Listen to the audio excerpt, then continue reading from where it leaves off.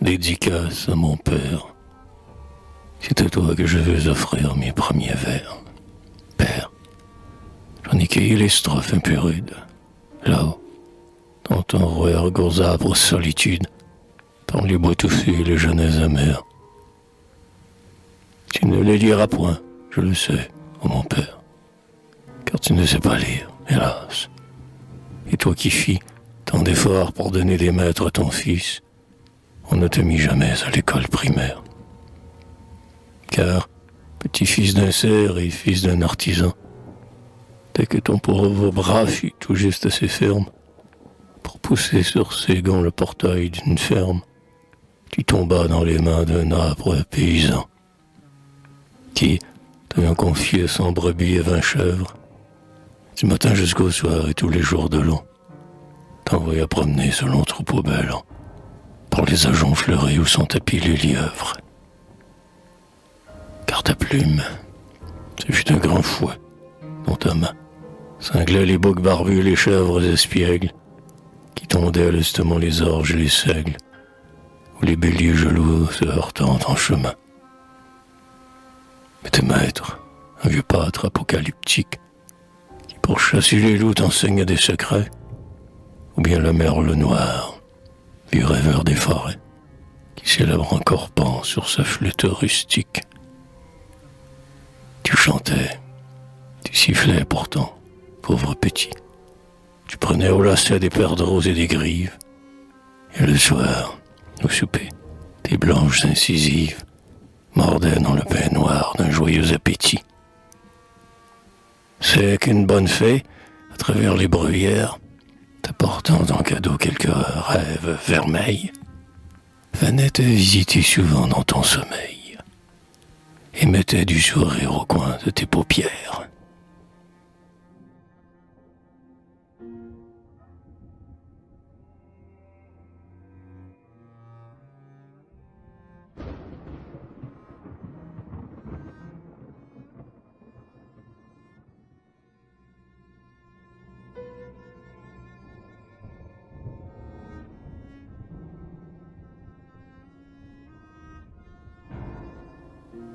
À 16 ans, tu montas au grade de garçon, de ferme, et conduisis un superbe attelage, de ces grands bœufs d'Aubrac dont le fauve pelage a la couleur du chaume au temps de la moisson. Alors, quoique ton front fût moins haut que leurs cornes, tu les accoutumas au joug à l'aiguillon, et ton poignet nerveux poussa dans le sillon, le vieillard erre en bois par la plaine sans borne. Et pourtant tes regards cherchaient avec regret tes moutons, maintenant aux mains d'un autre pâtre. Et tout là-bas, au bout de la lande bleuâtre, sombre sur fond d'azur, la paisible forêt.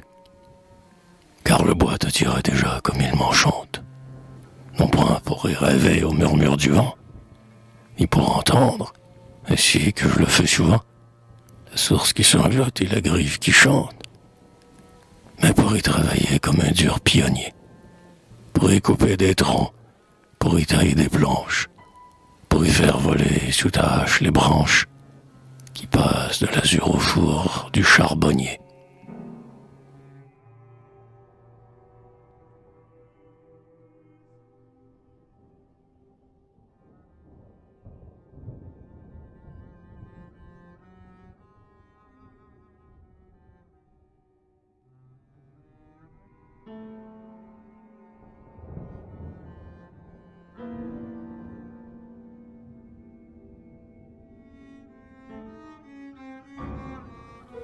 Aussi, lorsque, à 20 ans, sous la toise fatale, tu passas sans heurter, quoique tremblant d'effroi, et qu'on te dit, trop court pour un soldat du roi, un soldat doit offrir plus de prise à la balle. Tu regagnes joyeux ton village et tes bois, et près du vieil étang dont ton aïeul peut-être avait battu les eaux pour endormir son maître, en forçant les crapauds à modérer leur voix. Tu rebâtis à neuf une antique scierie. Tu remis une roue au moulin féodal. Étage d'acier, champêtre durandal, son laitron retentit encore avec furie. Tu chantas, et l'amour accourut à ta voix. Une fille des champs, aussi douce que sage, descendit au vallon. Mais, contre tout usage, l'alouette des blêmas le pic des bois.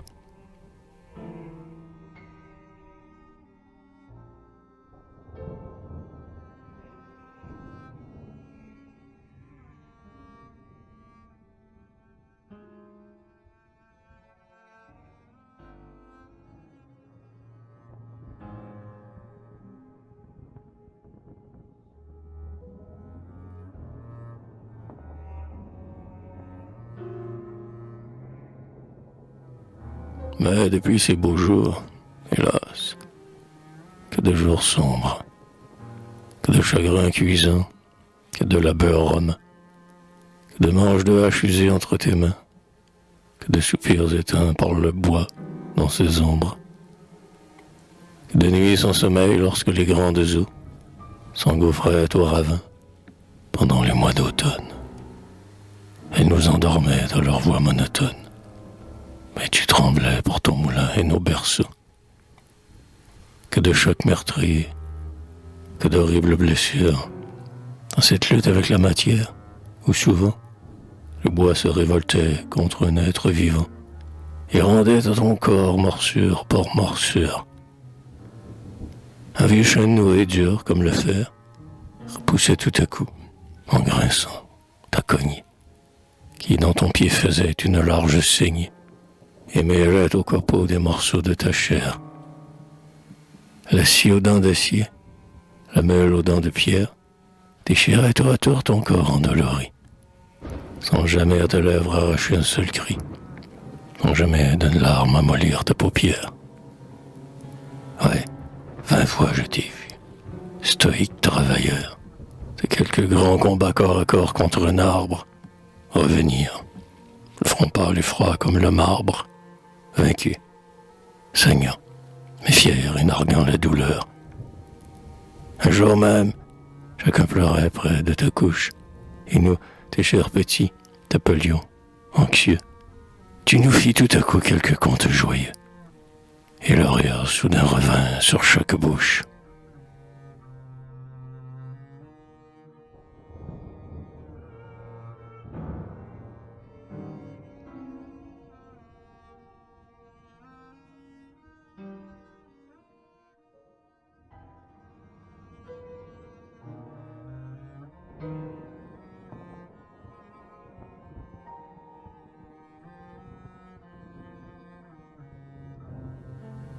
Car tu naquis conteur, comme nos bons aïeux, et nul ne t'égalait pour la verve caustique, et l'entrain et le sel, non pas le selatique, mais le vieux sel gaulois, qui peut-être vaut mieux.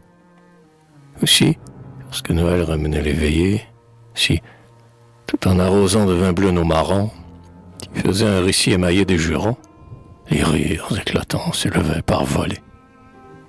C'est que, comme un ressort que nul choc n'a brisé, la nature avait mis en toi sa gaieté franche, et tu te redressais toujours, comme la branche se redresse au soleil quand l'orage a passé.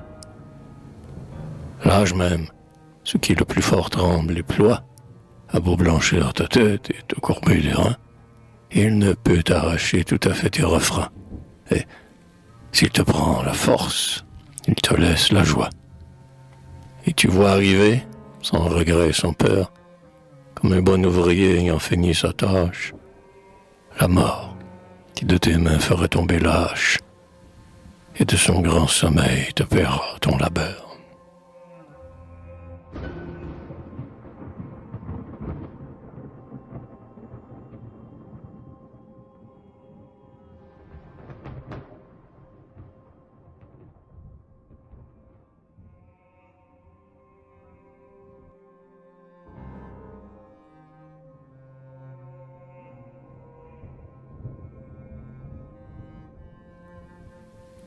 Eh bien, avant le jour, lointain encore, j'espère, où, jetant le cogné et te croisant les bras, les yeux clos à jamais, tu te reposeras sous l'herbe haute et drue où repose ton père.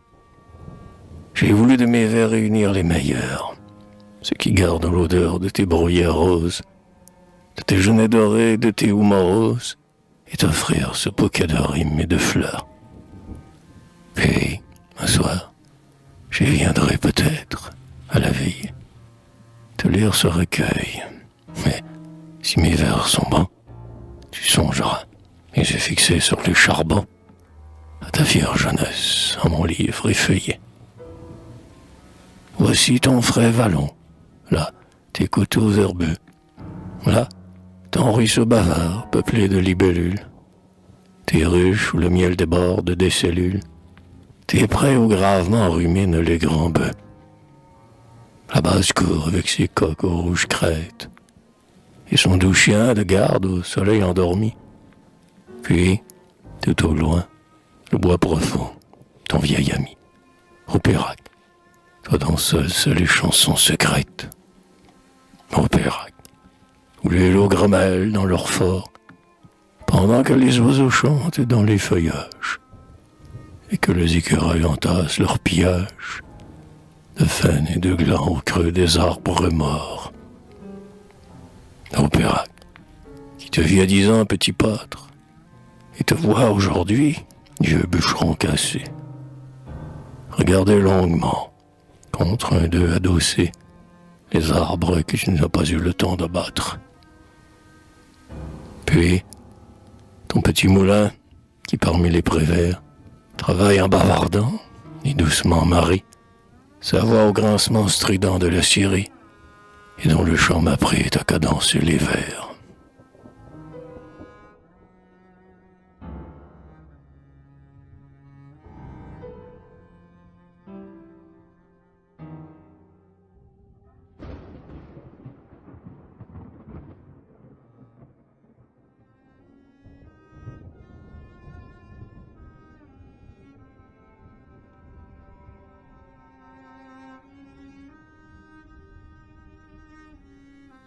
Et si je vois alors cette larme captive, que jamais la douleur n'a pu faire couler, au bord de tes cils gris apparaître, trembler, glisser entre tes doigts et s'y perdre furtive, je dirais que mes vers sont clairs, simples et francs, que ma muse a besoin c'est être familière, puisque, pareil à la servante de Molière, toi qui n'étudias jamais, tu me comprends.